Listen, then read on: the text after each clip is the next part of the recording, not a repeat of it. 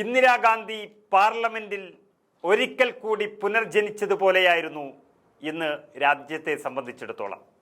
M പിമാർ വളരെ വലിയ സന്തോഷത്തിലായിരുന്നു. അതായത് വയനാട് എം പിയായി തിരഞ്ഞെടുക്കപ്പെട്ടെങ്കിലും ഇന്നായിരുന്നു പ്രിയങ്ക ഗാന്ധിയുടെ പാർലമെന്റിലെ കന്നി പ്രസംഗം. പാർലമെന്റിൽ ആക്രമണത്തിൽ കൊല്ലപ്പെട്ടവർക്ക് ആദരാഞ്ജലി അർപ്പിച്ചുകൊണ്ട് തുടങ്ങിയ പ്രിയങ്ക പാർലമെന്റിലെ കന്നിപ്രസംഗങ്ങളിൽ കേന്ദ്ര സർക്കാരിനെ പ്രതിരോധത്തിലാക്കുന്ന എല്ലാ വിവാദങ്ങളും പരാമർശിച്ചുകൊണ്ട് ഭരണഘടനയിൽ തുടങ്ങി കർഷക പ്രക്ഷോഭവും അദാനിയും സമ്പലും മണിപ്പൂരുമെല്ലാം പരാമർശിച്ചുകൊണ്ട് ഏറ്റവും മികച്ച ഒരു പാർലമെന്റേറിയൻ എന്ന നിലയിലെ തൻ്റെ ആദ്യ പ്രസംഗത്തിൽ തന്നെ കത്തിക്കയറി. രാജ്യത്തിൻ്റെ എല്ലാ വിഷയങ്ങളും ഉയർത്തി കേന്ദ്രത്തിനെതിരെ ആഞ്ഞടിച്ചു പ്രിയങ്ക. ഒരു വേളയിൽ പ്രസംഗത്തിൽ ഇടപെട്ട് ചർച്ച ഭരണഘടനയിൽ മേലാണെന്നടക്കം സ്പീക്കർ ഓർമ്മിപ്പിച്ചു. എങ്കിലും തെരഞ്ഞെടുപ്പ് അട്ടിമറി നീക്കങ്ങളടക്കം സഭയിൽ BJPയുടെ മുഖത്തു നോക്കി ആഞ്ഞടിക്കുകയായിരുന്നു പ്രിയങ്ക ഗാന്ധി. ഈ പ്രസംഗത്തിൽ അവർക്ക് എല്ലാം ഉന്നയിക്കാൻ വേണ്ടി കഴിഞ്ഞു. ഭാരതത്തിൻ്റേത് പുരാതന സംസ്കാരമാണ്. വേദങ്ങളിലും പുരാണങ്ങളിലും സൂഫി ഗ്രന്ഥങ്ങളിലുമെല്ലാം നമ്മുടെ പാരമ്പര്യം പരാമർശിക്കപ്പെട്ടിരിക്കുന്നു എന്ന് പറയാൻ പ്രിയങ്ക പ്രത്യേക താല്പര്യം കാണിച്ചു. രാജ്യത്തിൻ്റെ ശബ്ദമാണ് ഭരണഘടന. നമ്മുടെ ജനതയ്ക്ക് തുല്യതയും ശബ്ദമുയർത്താനുള്ള അവകാശവും ഈ ഭരണഘടന നൽകുന്നു. എന്നാൽ പലയിടങ്ങളിലും ദുർബല ശബ്ദങ്ങളെ അടിച്ചമർത്തുകയാണെന്നും പ്രിയങ്ക ഗാന്ധി ഓർമ്മപ്പെടുത്തി. സമ്പൽ വിഷയം പാർലമെന്റിൽ ഉന്നയിച്ച പ്രിയങ്ക ഗാന്ധി കൊല്ലപ്പെട്ടവരുടെ കുടുംബത്തെ കണ്ടത് സഭയിൽ പരാമർശിക്കുകയും ചെയ്തു. കൊല്ലപ്പെട്ടത് വലിയ സ്വപ്നങ്ങളായിരുന്നു എന്നാണ് അവർ പറഞ്ഞത്. 17 വയസ്സുള്ള അന്താൻ എന്ന കുട്ടി ഡോക്ടറാകണമെന്ന ആഗ്രഹം പങ്കുവച്ചു. അവനെ അത് പറയാൻ പ്രേരിപ്പിക്കുന്നത് ഈ രാജ്യത്തിൻ്റെ ഭരണഘടന നൽകുന്ന ശക്തിയാണെന്നും പ്രിയങ്ക ഓർമ്മിപ്പിച്ചു. ഈ സർക്കാർ ഭരണഘടനയെ അട്ടിമറിക്കാൻ ശ്രമിക്കുന്നു. ഭരണഘടനയുടെ ശക്തി കഴിഞ്ഞ തെരഞ്ഞെടുപ്പിൽ ഈ സർക്കാർ തിരിച്ചറിഞ്ഞു. ജനങ്ങളെ ഭിന്നിപ്പിക്കാൻ എന്തൊക്കെ തന്ത്രങ്ങൾ BJP പ്രയോഗിച്ചു. ഈ സർക്കാർ എന്തുകൊണ്ട് ജാതി സെൻസസിനെ ഭയക്കുന്നുവെന്ന ചോദ്യവും ആദ്യം തന്നെ പ്രിയങ്ക ഗാന്ധി ഉയർത്തി. ഭരണഘടനയെ ദുർബലപ്പെടുത്താൻ എല്ലാ വഴികളും ഈ സർക്കാർ തേടുകയാണെന്നും പ്രിയങ്ക ഗാന്ധി കുറ്റപ്പെടുത്തി. ഭരണഘടനയെ അട്ടിമറിക്കാനുള്ള ശ്രമത്തെ എല്ലാ ശക്തിയും ഉപയോഗിച്ച് ചെറുക്കുമെന്നും പ്രിയങ്ക ആവർത്തിച്ച് പറയുകയുണ്ടായി. അദാനി വിഷയം സഭയിൽ ഉയർത്തിയ പ്രിയങ്ക ഒരു വ്യക്തിക്ക് വേണ്ടി കേന്ദ്രം എല്ലാം അട്ടിമറിക്കുകയാണെന്നും പറഞ്ഞുകൊണ്ടേയിരുന്നു. വിലക്കയറ്റവും തൊഴിലില്ലായ്മയും ജനത്തെ വിരിഞ്ഞുമുറുക്കുന്ന വേളയിലും സർക്കാർ പിന്തുണക്കുന്നത് അദാനിയെയാണെന്നും കർഷകരെ അവർ മറന്നിരിക്കുകയാണെന്നും ഓർമ്മപ്പെടുത്തുകയും ചെയ്തു. എല്ലാ കുറ്റവാളികളെയും പരിശുദ്ധരാക്കുന്ന ഒരു വാഷിംഗ് മെഷീൻ സർക്കാരായി നരേന്ദ്രമോദി സർക്കാർ മാറിയെന്നും പ്രിയങ്ക പരിഹസിച്ചു. ഇതോടെ സ്പീക്കർ ഇടപെട്ടു. ഭരണഘടനയെക്കുറിച്ചാണ് ചർച്ചയെന്ന് പ്രിയങ്ക ഗാന്ധിയെ സ്പീക്കർ ഓർമ്മിപ്പിക്കുകയും ചെയ്തു. എന്നാൽ ഭരണഘടനയെ വഞ്ചിക്കുന്നതിനെതിരെ രൂക്ഷമായ പ്രതിഷേധമുയർത്തുന്നുവെന്ന് പ്രിയങ്ക ഗാന്ധി അതിന് മറുപടിയും നൽകി. ബാലറ്റ് പേപ്പറിലൂടെ തെരഞ്ഞെടുപ്പ് നടത്താൻ ധൈര്യമുണ്ടോ എന്നാണ് പ്രിയങ്ക ഗാന്ധി ഭരണപക്ഷത്തോട് ചോദിച്ചത്. സത്യം പറയുന്നവരെ ജയിലിലിടുന്നു. പ്രതിപക്ഷ നേതാക്കൾ, മാധ്യമപ്രവർത്തകർ, ആക്ടിവിസ്റ്റുകൾ എല്ലാവരെയും ജയിലിലടക്കുകയാണ് മോദി. രാജ്യദ്രോഹികളായി മുദ്രകുത്തുന്നു. അന്വേഷണ ഏജൻസികളെ പ്രതിപക്ഷത്തെ നിശബ്ദരാക്കാൻ ഉപയോഗിക്കുന്നു.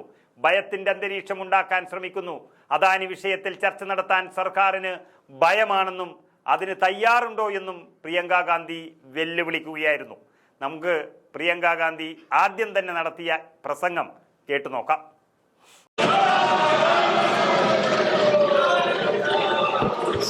श्रीमती प्रियंका गांधी वाड्रा।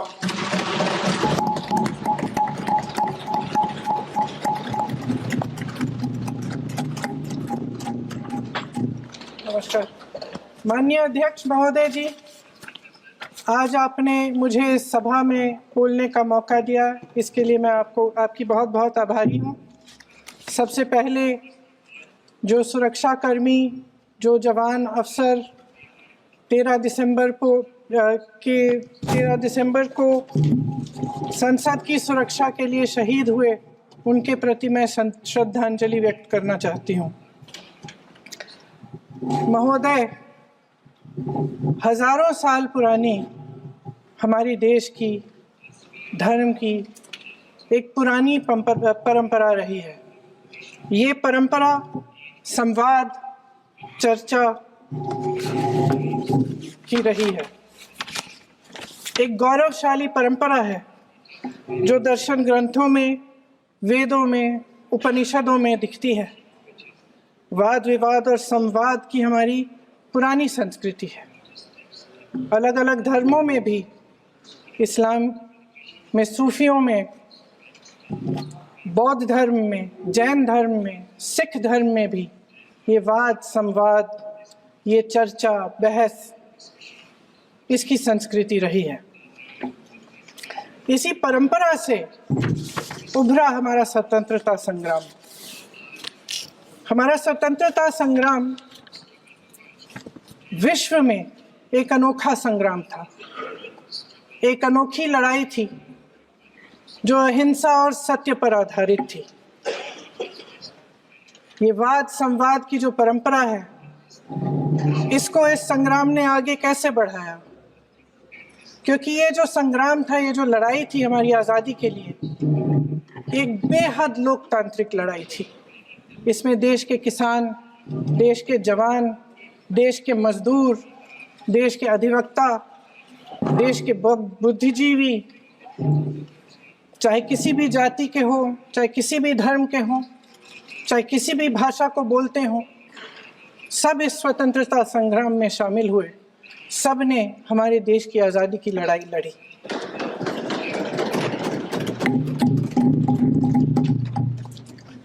और उसी आज़ादी की लड़ाई से एक आवाज़ उभरी जो हमारी देश की आवाज़ थी। वो आवाज़ ही आज हमारा संविधान है। साहस की आवाज़ थी, हमारी आज़ादी की आवाज़ थी, और उसी की गूंज ने हमारे संविधान को लिखा और बनाया। ये सिर्फ एक दस्तावेज नहीं है। बाबा साहेब अम्बेडकर, मौलाना आज़ाद जी, राजगोपालाचारी जी और जवाहरलाल नेहरू जी और उस समय के तमाम नेता, जैसे आपने कहा, इस संविधान को बनाने की जो कार्य में सालों के लिए जुटे रहे। हमारा संविधान इंसाफ, उम्मीद, अभिव्यक्ति और आकांक्षा की वो ज्योत है जो हर हिंदुस्तानी के दिल में जलती है। अध्यक्ष महोदय, इस ज्योत ने हर एक भारतीय को ये पहचानने की शक्ति दी कि उसे न्याय मिलने का अधिकार है, कि उसमें अपने अधिकारों के लिए आवाज उठाने की क्षमता है, कि जब वो आवाज उठाएगा तो सत्ता को उसके सामने झुकना पड़ेगा। इस संविधान ने हर एक देशवासी को ये अधिकार दिया कि वो सरकार बना भी सकता है और सरकार बदल भी सकता है। ये ज्योत जो हर हिंदुस्तानी के दिल में जलती है, उसने हर हिंदुस्तानी को ये विश्वास दिया कि देश की संपत्ति में, देश की दौलत में, संसाधनों में उसका भी हिस्सा है, कि उसे एक सुरक्षित भविष्य की उम्मीद का अधिकार है, कि देश बनाने में भी उसकी भागीदारी है। उम्मीद और आशा की ये ज्योत मैंने देश के कोने कोने में खुद देखी है। उन्नाव में मैं एक रेप पीड़िता के घर गई, उसे जलाकर मार डाला था। वो शायद 20-21 साल की होगी। हम सबके बच्चे हैं। हम सोच सकते हैं कि अगर हमारी बेटी के साथ बार बार बलात्कार हुआ और फिर जब वो अपनी लड़ाई लड़ने के लिए गई तो उसको जलाकर मार डाला गया होता तो हम पर क्या बीतती। मैं उस बच्ची के पिता से मिली। उसके खेत जलाए गए थे, उसके भाइयों को पीटा गया था, उसके पिता को बाहर से, घर के बाहर घसीट कर मारा गया था। उस पिता ने मुझे बताया कि बेटी, मुझे न्याय चाहिए। मेरी बेटी अपने एफआईआर को दर्ज करने के लिए जब जिले में गई तो उसको मना किया गया। अगले जिले में जाना पड़ा उसे। वो रोज सुबह 6 बजे उठकर तैयार होकर अकेली अपने मुकदमे को लड़ने के लिए अगले ज़िले में ट्रेन से जाती थी। उसके पिता ने मुझे कहा कि मैंने उससे कहा, बेटी अकेले मत जाओ, छोड़ दो ये लड़ाई। लेकिन उसकी बेटी ने उसको जवाब दिया कि नहीं पिताजी, मैं अकेली जाऊंगी, मैं लड़ूंगी, ये मेरी लड़ाई है, मैं इसको लड़ूंगी। ये लड़ने की क्षमता, ये हिम्मत उस लड़की को और करोड़ों भारत की नारियों को हमारे संविधान ने दी। आगरा में मैं अरुण वाल्मीकि के घर गई। अरुण वाल्मीकि पुलिस स्टेशन में काम करता था, सफाई का काम करता था। आप सोच सकते हैं हमारी तरह उसका भी परिवार था। नई नई शादी हुई थी, 2-3 महीनों का बच्चा था। पुलिस स्टेशन में चोरी हो गई। चोरी का इल्जाम उस पर लगाया गया। उसके पूरे परिवार को उठाकर पुलिस स्टेशन में ले गए। आप हंस रहे हैं, लेकिन ये गंभीर बात है। और क्या गंभीर करेंगे? बात। हंसेंगे। शर्म करो। शर्म। अरुण वाल्मीकि को पीट पीट के मार डाला, उसकी बीवी को पीटा, उसके पिता के नाखून निकाले, उसके पूरे परिवार को पीटा गया। जब मैं उस जवान महिला से मिलने गई जो अभी अभी विधवा हुई थी, तो उसने मुझे कहा कि दीदी, हमें सिर्फ एक चीज चाहिए, हमें न्याय चाहिए और हम इस न्याय के लिए लड़ते रहेंगे, चाहे कुछ भी हो जाए। ये हिम्मत उस महिला को हमारे संविधान ने दी।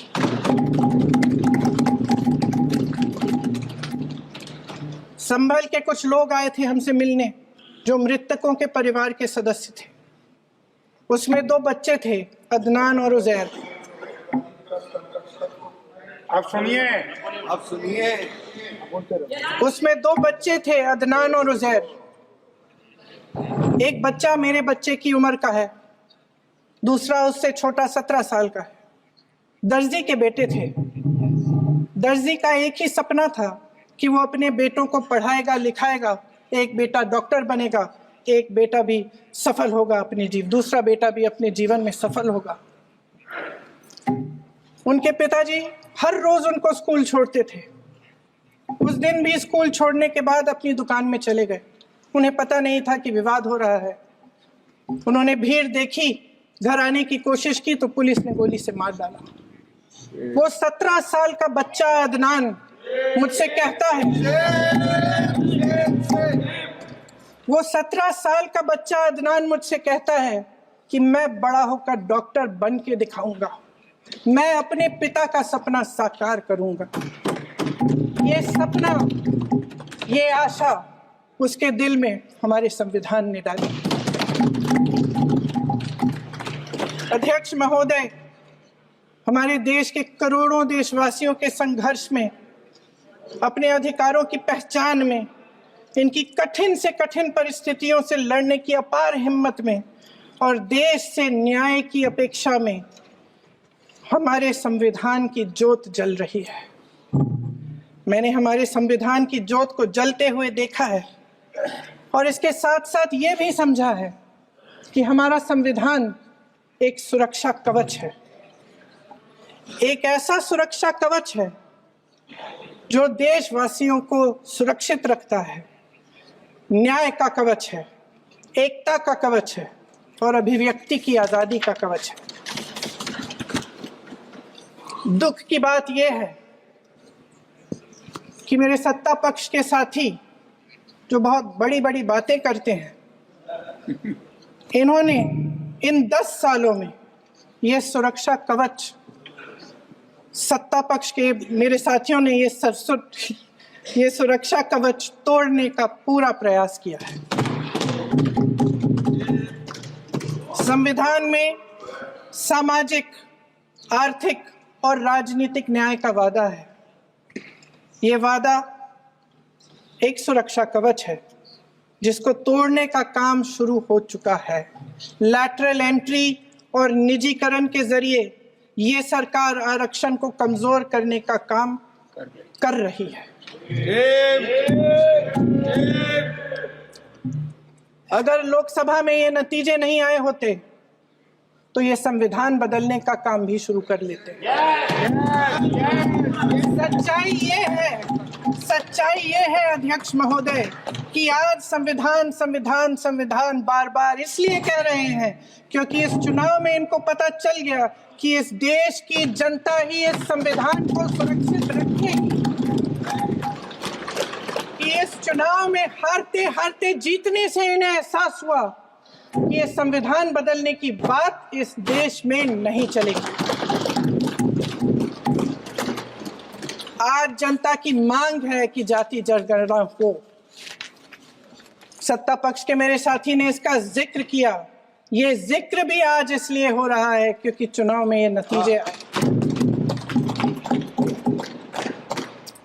ये जाति जनगणना इसलिए जरूरी है ताकि हमें पता चले कि किसकी क्या स्थिति है और नीतियां उस हिसाब से बने।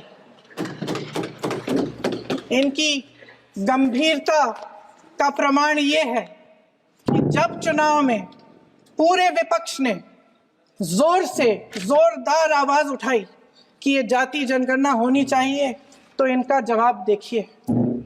इनका जवाब भैंस भाग भैंस चुरा लेंगे, मंगलसूत्र चुरा लेंगे। इनका ये जवाब था। ये गंभीरता है इनकी जाति जनगणना पर। महोदय, हमारे संविधान ने आर्थिक न्याय की नींव डाली, किसानों गरीबों और को जमीन बांटी, भूमि सुधार किया, जिसका नाम लेने से कभी कभी आप झिझकते हैं और कभी कभी उनका नाम धड़ाधड़ इस्तेमाल किया जाता है अपने आप को बचाने के लिए। उन्होंने HAL, BHEL, SAL, GAIL, ONGC, NTPC, railways, IIT, IIM, oil refinery, तमाम PSU बनाए। अध्यक्ष महोदय, उनका नाम पुस्तकों से मिटाया जा सकता है, उनका नाम भाषणों से मिटाया जा सकता है, लेकिन जो उनकी भूमिका रही इस देश की आज़ादी के लिए और इस देश के निर्माण के लिए, वो इस देश से कभी मिटाया नहीं जा सकता। 75 सालों में जनता का भरोसा रहा कि नीतियां बनेंगी तो जनता की भलाई के लिए बनेंगी। जल जंगल जमीन का अधिकार मिला आदिवासी भाई बहनों को। इंदिरा जी ने बैंकों का राष्ट्रीयकरण करवाया, खदानों का राष्ट्रीयकरण कराया। कांग्रेस और यूपीए की सरकारों में शिक्षा का, भोजन का अधिकार मिला। 75 सालों में जनता का भरोसा मिला। पहले संसद चलती थी तो जनता की उम्मीद होती थी कि सरकार महंगाई और बेरोजगारी पर चर्चा करेगी, कोई उपाय निकालेगी, कोई रास्ता निकालेगी। लोग मानते थे कि अगर कोई नई आर्थिक नीति बनेगी तो देश की अर्थव्यवस्था को मजबूत बनाने के लिए बनेगी, तो भारतीय बाजार को मजबूत बनाने के लिए बनेगी, उनके भविष्य को मजबूत बनाने के लिए बनेगी।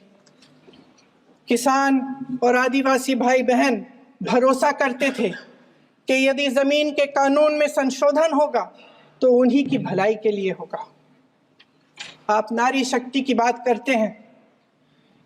आज चुनाव की वजह से शायद इतनी बातचीत हो रही है नारी शक्ति के बारे में, क्योंकि हमारे संविधान ने महिलाओं को यह अधिकार दिया, उनकी शक्ति को परिवर्तित किया वोट में। और आज आपको पहचानना पड़ रहा है कि महिलाओं के बिना, कि नारी शक्ति के बिना ये सरकारें नहीं बन सकती हैं। इसीलिए आज आप नारी शक्ति की बातें दोहरा रहे हैं। जो आप नारी शक्ति का अधिनियम लाए हैं उसको लागू क्यों नहीं करते? वो 10 साल बाद लागू क्यों होगा? क्या आज की नारी 10 साल इंतजार करेगी उसके लागू करने के लिए? क्या बात है, क्या बात है।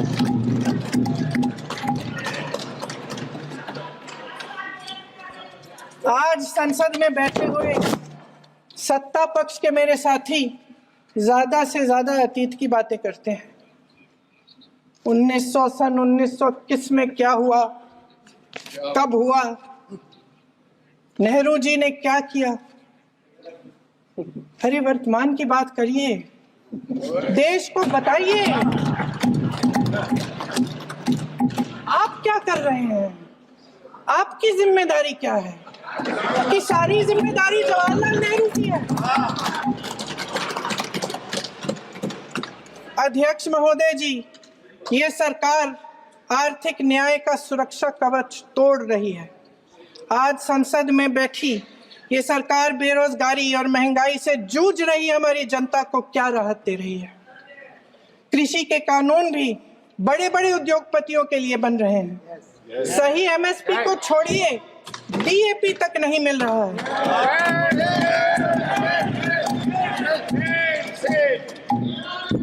वायनाड से लेकर ललितपुर तक इस देश का किसान रो रहा है। आपदा आती है तो उसको कोई राहत नहीं मिलती। भगवान भरोसे है आज इस देश का किसान, उसको छोड़ दिया गया है। आज हिमाचल में देखिए, जितने भी कानून बने हैं वो सब बड़े बड़े उद्योगपतियों के लिए बन रहे हैं। हिमाचल में जो सेब उगता था, उसके जो छोटे छोटे किसान हैं वह रो रहे हैं, क्योंकि एक व्यक्ति के लिए सब कुछ बदला जा रहा है। सुनने की हिम्मत रखो। मैं अध्यक्ष महोदय जी, अध्यक्ष महोदय जी,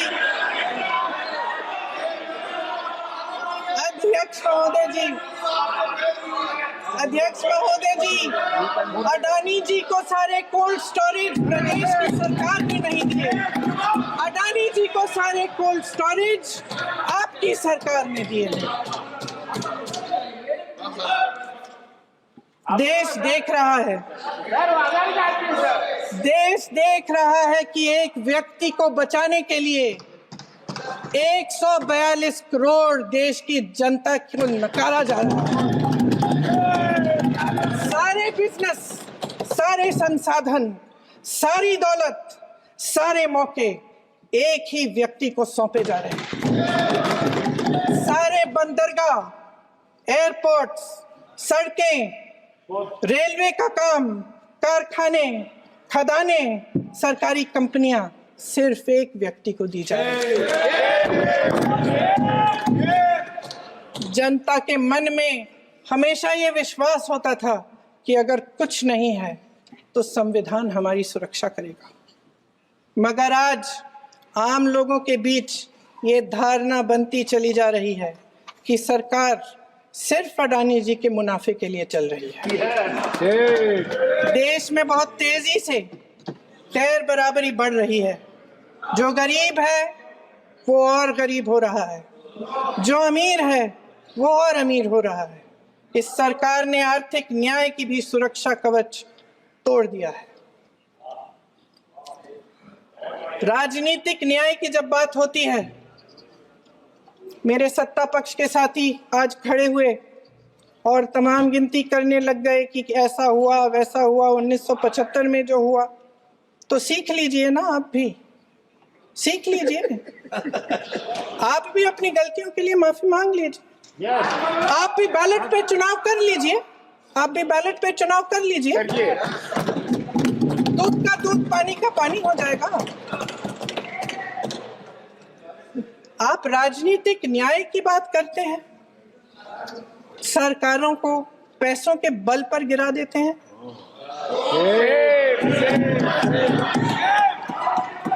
मेरा आग्रह है कि अपन संविधान में सकारात्मक बोले।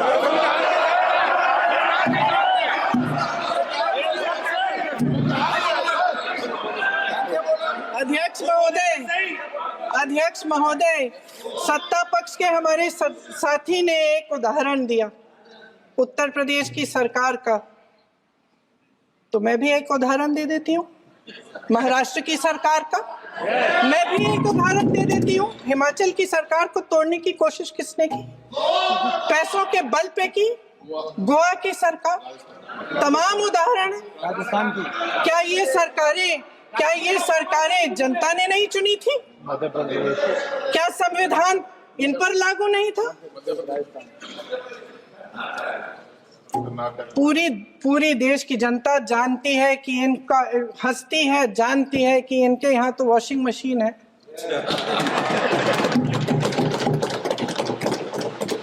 तो यहाँ से वहां जाता है, वो धुल जाता है। इस तरफ दाग, उस तरफ स्वच्छता। और मेरे कई ऐसे साथी हैं जो इस तरफ होते थे उस तरफ चले गए, मुझे दिख भी रहे हैं, वॉशिंग मशीन में शायद धुल गए हैं। अध्यक्ष महोदय, जहां भाईचारा और अपनापन होता था, जहां हमारे संविधान ने एकता का सुरक्षा कवच दिया था, वहां शक और घृणा के बीज बोए जा रहे हैं। एकता का सुरक्षा कवच तोड़ा जा रहा है। प्रधानमंत्री जी यहाँ सदन में संविधान की किताब को यूं माथे से लगाते हैं, लेकिन संभल में, हाथरस में, मणिपुर में जब न्याय की गुहार आती है, उठती है, तो उनके माथे पे शिकन तक नहीं आता।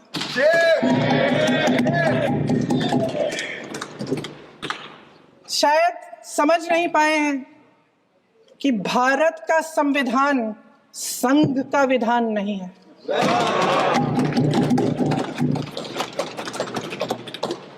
भारत के संविधान ने हमें एकता दी, हमें आपसी प्रेम दिया। उस मोहब्बत की दुकान जिस पर आपको हंसी आती है, उसके साथ करोड़ों देशवासी चले। करोड़ों देशवासियों के दिल में एक दूसरे के लिए प्रेम है, घृणा नहीं है।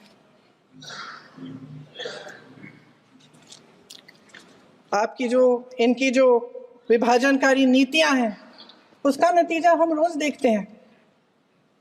राजनीतिक फायदे के लिए संविधान को छोड़िए, देश की एकता को भी ये रख नहीं सकते, इसकी सुरक्षा नहीं कर सकते। हमने संभल में देखा, मणिपुर में देखा। दरअसल इनका कहना है कि अलग अलग इस देश के अलग अलग हिस्से हैं, लेकिन हमारा संविधान कहता है कि ये देश एक है और ये देश एक रहेगा।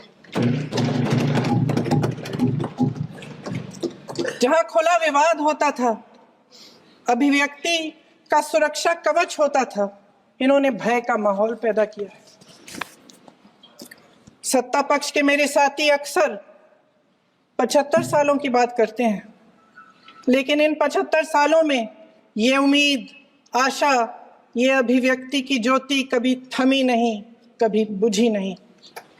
इस देश की जनता ने खुलकर आलोचना की, निडर होकर धरने किए, प्रदर्शन किए।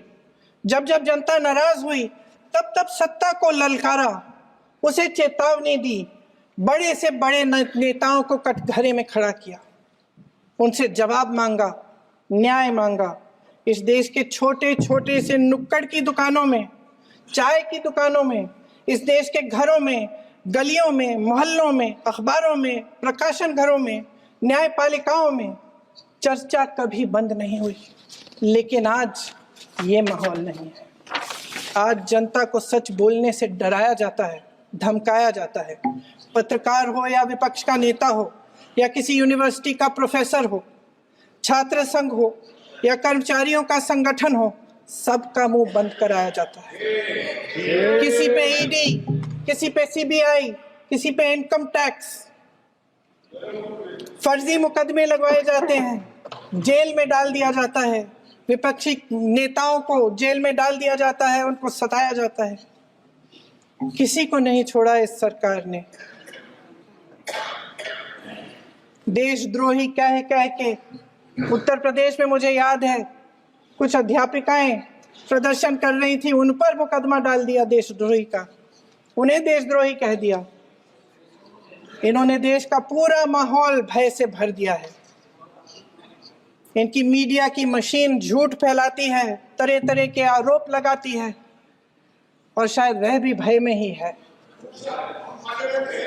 महोदय, मैं इस सदन को याद दिलाना चाहती हूँ कि ऐसा डर का माहौल देश में अंग्रेजों के राज में था।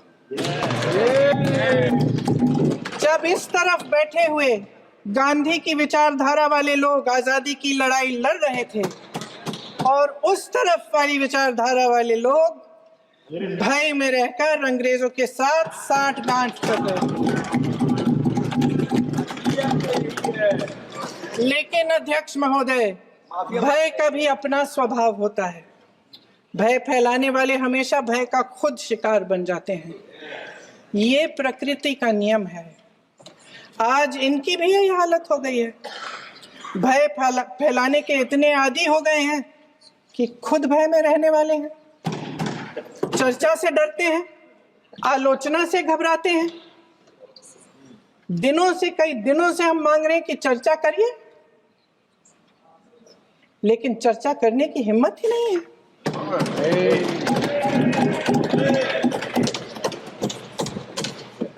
एक कहानी होती थी अध्यक्ष महोदय, शायद बचपन में आपने भी सुनी होगी। राजा भेष बदलकर बाजार में आलोचना सुनने जाता था। ये सुनने जाता था कि प्रजा मेरे बारे में क्या कह रही है, मैं सही रास्ते पे चल रहा हूं कि नहीं। लेकिन आज का राजा, भेष तो बदलते हैं आज के राजा, शौक तो है उनको भेष बदलने का, लेकिन न जनता के बीच जाने की हिम्मत है और ना आलोचना सुनने की। महोदय, मैं तो सदन में नहीं हूं।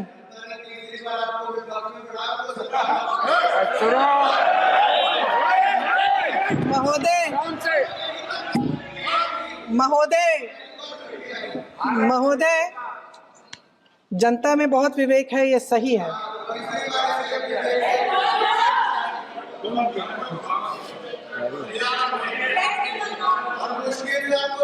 अच्छा महोदय, मैं सदन में नहीं हूँ। कुछ हाँ ठीक है, मैं सदन में नहीं हूँ, मात्र 15 दिनों से आ रही हूँ। लेकिन मुझे ताज्जुब होता है कि इन 15 दिनों में इतनी बड़े इश्यूज हैं, इतनी बड़ी बातें हैं। प्रधानमंत्री जी मात्र एक दिन के लिए, शायद 10 मिनट के लिए दिखे हैं सब।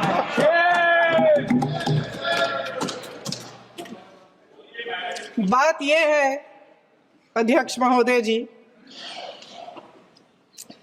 कि ये देश भय से नहीं, साहस और संघर्ष से बना है।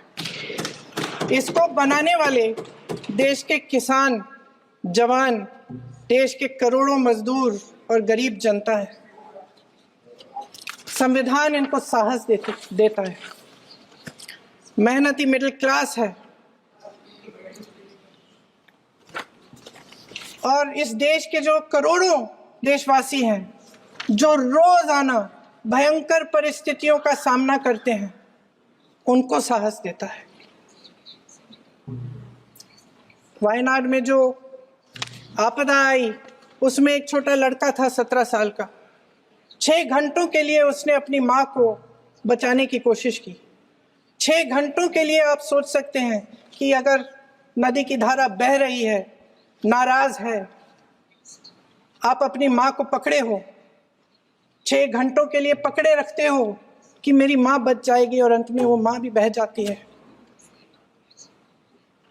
उस लड़के का साहस, उन महिलाओं का साहस जो पीड़ित हैं लेकिन फिर भी अपनी लड़ाई लड़ रहे हैं, उन संभल के बच्चों का साहस जिनके पिताजी अभी अभी गुजर गए, लेकिन फिर भी उनके सपनों को साकार करने की हिम्मत है, उनका साहस है। वो साहस से संविधान ने दिया है।